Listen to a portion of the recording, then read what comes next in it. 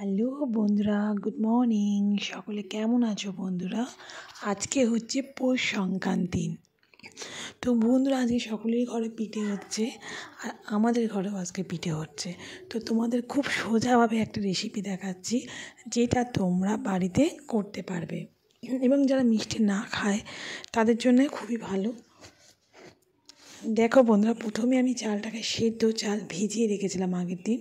তো তারপর সেই চালটাকে মিক্সিতে আমি একটু গুলিয়ে করে নেবো, মিক্সি করে নেবো। আর বাটাটা যাচ্ছে, একটু জল দিয়ে দিচ্ছি, ওর মধ্যে বাটাটা ভালোই হয়। তো শিলনোড়া বাটতে লাগে না, কারণ শিলনোড়া বাটতে এখন সত্যি কথা বলতে কারোরই এত সময় নেই। তো যার জন্য বন্ধুরা এতে করেছি। দেখো বন্ধুরা, একদম এই দেখো একটু দানা দানা আছে, তো বাট আমি একবারই চালিয়ে নেবো। তাতে একটু খুব মিহি করার দরকার নেই, হালকা দানা থাকলেও চলবে। তো সেই জন্য মিক্সিটা আমি একবার চালিয়ে নেব। অলরেডি আমি অনেকগুলি করে নিয়েছি, তারপর তোমাদের ভিডিওটা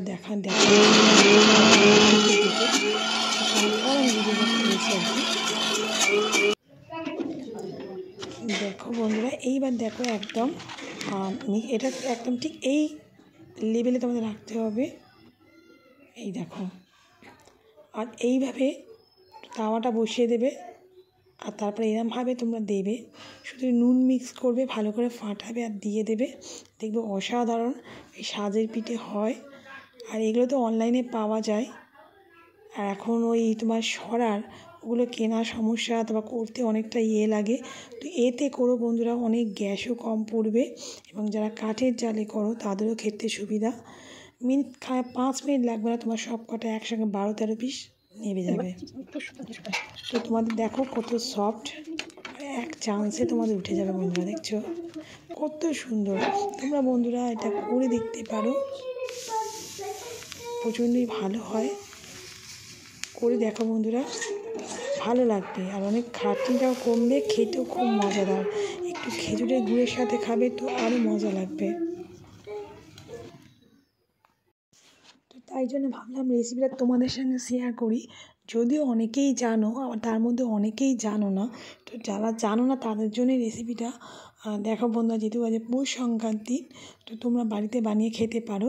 তো দেখো, এটা একটু ফ্রাই হয়ে গেছে বেশি, তো বাচ্চারা একটু বদমাইশি করছিলো, তো জন্য বেশি ভাজা হয়ে গেছে। তো তোমরা এতটা ভাজা ভাজা করতে যেও না, একটু একটু আগে নামিয়ে দিও, তাহলে ঠিকঠাক থাকবে। বাচ্চারা প্রচণ্ড দুষ্টুমি থাকে, এরম টাইপের নামাবে তো তোমাদের জন্য ঠিক আছে, কারণ ওটা একটু বেশি ফ্রাই হয়ে গেছে। আর দেখো প্রতিটা কত সুন্দরভাবে উঠে যাচ্ছে, সেটা তোমরা লক্ষ্যই করতে পারছো।